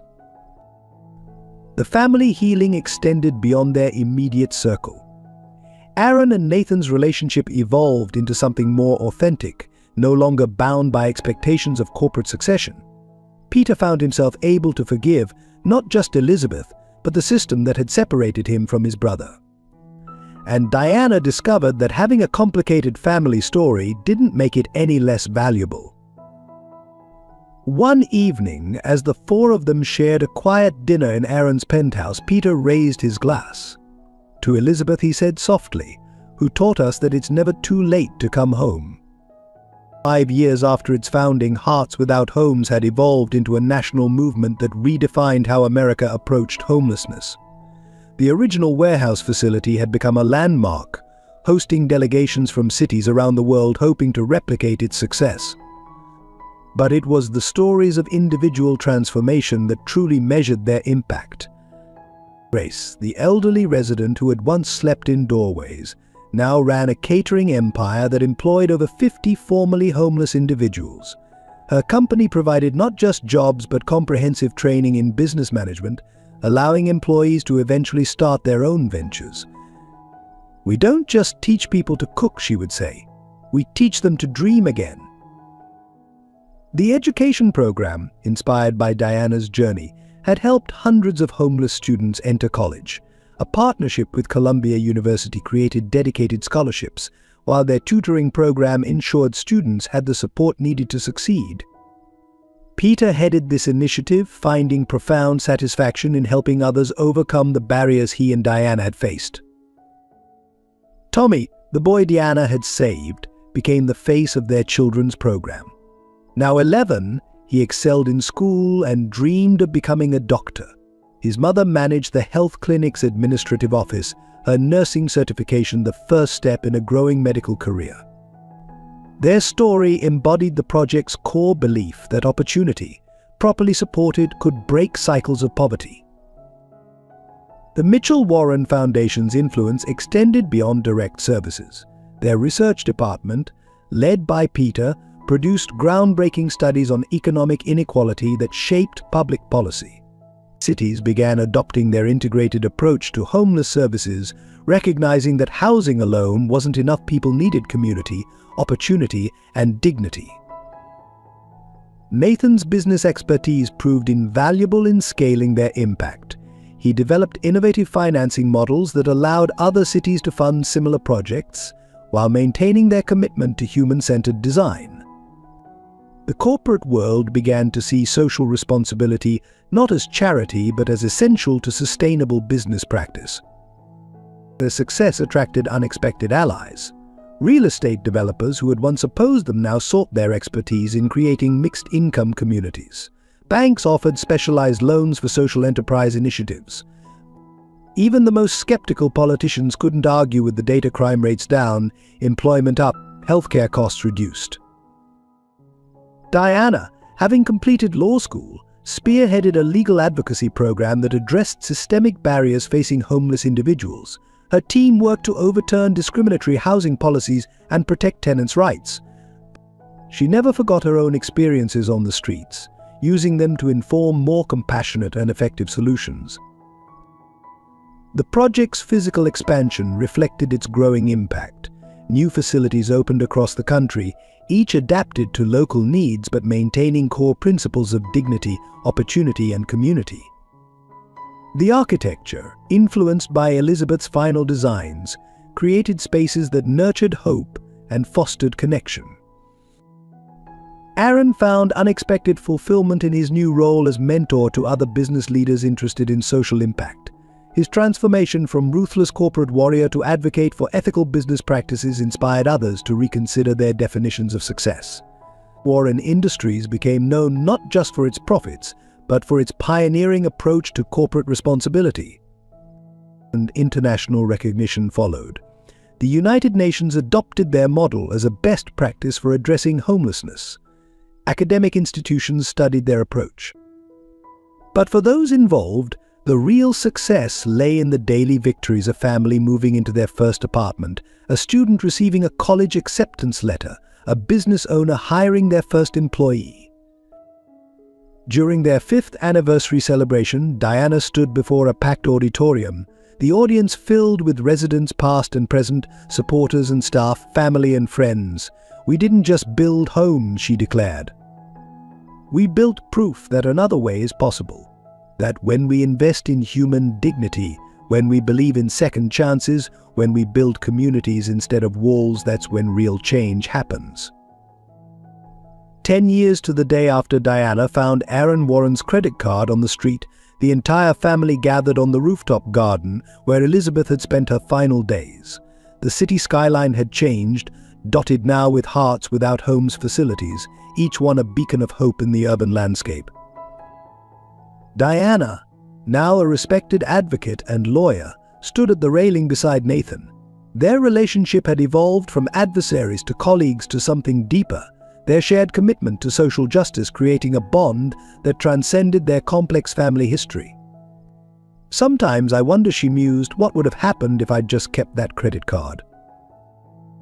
"The money would have helped temporarily," Nathan replied, "but you gave us something far more valuable. You showed us what real wealth looks like. It's not about what you have, but what you give." Peter and Aaron, still mirror images of each other despite the years, sat together reviewing plans for their latest initiative, a nationwide campaign to reform housing policy. The twins, who had lived such different lives, had found their paths converging in purpose, their combined experiences creating a powerful force for change. The rooftop garden had become a living memorial to Elizabeth, her design principles evident in every carefully chosen plant and thoughtfully placed bench.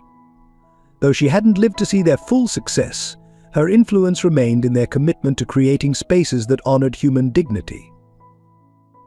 Tommy, now headed to medical school on a Mitchell Warren Foundation scholarship, helped Grace serve her famous cookies to the gathered crowd. Their stories, like so many others, proved that opportunity combined with support could transform not just individual lives but entire communities. The real lesson, Peter addressed the gathering, isn't about homelessness or housing or even economics. It's about how we see each other. When we strip away the labels society puts on people: homeless, wealthy, privileged, disadvantaged, we're all just human beings deserving of dignity and chance to thrive. Aaron nodded, adding, "And sometimes the greatest privilege isn't in what you can get, but in what you can give. Not just money or resources, but understanding, opportunity, and hope." Diana took center stage, her presence commanding yet humble. 10 years ago, I found a credit card on the street. It could have bought us food, shelter, comfort. Instead, it bought us something priceless: the chance to prove that integrity matters more than circumstances, that community is stronger than adversity, and that every person has value beyond measure. The sun set over Manhattan, painting the sky in colors that seemed to celebrate their journey. The city that had once seemed divided by invisible lines of wealth and privilege was slowly becoming more integrated, more compassionate, more human. "Our work isn't finished," Nathan concluded. "There are still people sleeping on these streets, still battles to be fought, still minds to be changed, but we've proven that change is possible. That when we choose love over fear, community over isolation, dignity over despair, that's when miracles happen." As twilight deepened, the lights of the city twinkled like stars fallen to earth. Each light represented a home, a story, a life touched by their work. The family, once divided by circumstance, now united in purpose, stood together, their shadows merging into one. In the end, it wasn't just about homes or programs or policies. It was about recognizing the humanity in each person, about choosing compassion over judgment, about building bridges instead of walls. It was about proving that one small act of honesty could spark a revolution of kindness that would change countless lives. And somewhere in the city below, another lost soul was finding their way to hope, another heart was opening to possibility, another life was being transformed by the simple power of human dignity and love. If this story touched your heart and resonated with your beliefs in human dignity and the power of compassion, we'd love to hear your thoughts in the comments below. What moments moved you the most? How has kindness transformed your own life? Please consider subscribing to support our team in creating more meaningful content that celebrates the triumph of the human spirit. Share this video with friends and family who might find inspiration in Diana's journey. Your likes and engagement help us reach more people with stories that matter. Together we can spread the message that small acts of integrity can spark profound change.